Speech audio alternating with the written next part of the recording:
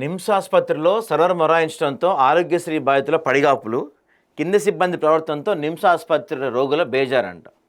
ఇది పాపం ఎంత దారుణమైన సంఘటన అంటే అండి, ఇలాంటి పెద్దవాళ్ళు హాస్పిటల్కి వెళ్తే నువ్వు ఇంకెప్పుడు చస్తావో, ఎడన బడి సావచ్చు ఇక్కడికి వచ్చే బదులు, నీకు ఇంకా సావస్తలేదా, ఇట్లాంటి మాటలన్నీ అక్కడ ఆ సిబ్బంది మాట్లాడుతున్నారంట. ఏమన్నా వాళ్ళ జేబుల్లో డబ్బు తీసి వీళ్ళు ఇక్కడ వైద్యం చేస్తున్నారా? ప్రభుత్వం 10 లక్షల రూపాయలు రిలీజ్ చేస్తుంది ఆరోగ్యశ్రీ కోసం. అవి వాళ్ళ హక్కు. అది ఇంత నిర్లక్ష్యంగా ఏదో పని చేయట్లేదనో ఇంకేదో ఇదంతా కూడా అబద్ధం. యాక్చువల్లీ వాళ్ళకి ఏమాత్రం కూడా ఈ పేదవాళ్ళకి, వృద్ధుల్ని, ఇలాంటి వాళ్ళ పట్ల ఒక రకమైన చీప్, అంటే ఆరోగ్యశ్రీ కోసం ట్రీట్మెంట్కి వస్తున్నారంటే ఓకే వీళ్ళని చీప్గా ట్రీట్ చేయాలి, వీళ్ళని తీసి పడేయాలి.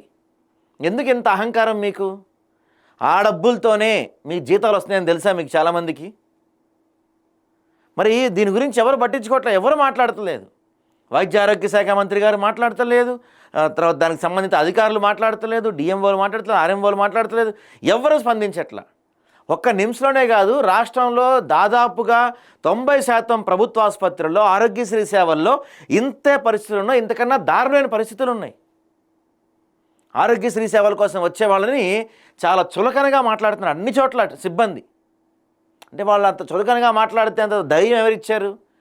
అయినా వాళ్ళు ఇష్టానుసారంగా మాట్లాడుతుంటే వాళ్ళపైన శాఖపరమైన చర్యలు తీసుకోకుండా వాళ్ళకి అలుసు ఎవరిస్తున్నారు? ఎందుకు ఇంత అహంకారం వాళ్ళకి?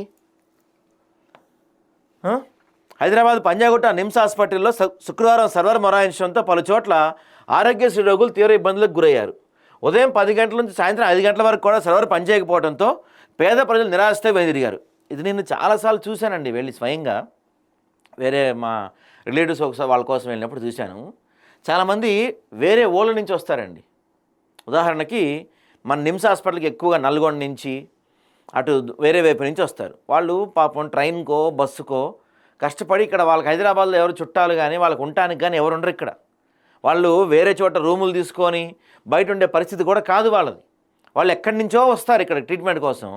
ఇక్కడికి వస్తే పొద్దున్న 10 నుంచి సాయంత్రం 5 దాకా కూర్చోబెట్టి సర్వర్ పనిచేయట్లేదు అని చెప్తే వాళ్ళు మళ్ళీ నైట్ ఎక్కడా ఉండలేరు. ఈ చలికి రోడ్ల మీద కూడా పడుకోలేని పరిస్థితి. చాలామంది ఊరెళ్ళి మళ్ళీ ఏం తిరిగి వస్తామని నైట్ ఎట్లా కొట్టా కష్టపడదామని చెప్పి ఆ చలిలో పడుకుంటూ ప్రాణాలు విడుస్తున్న వాళ్ళు చాలామంది ఉన్నారు తెలుసా.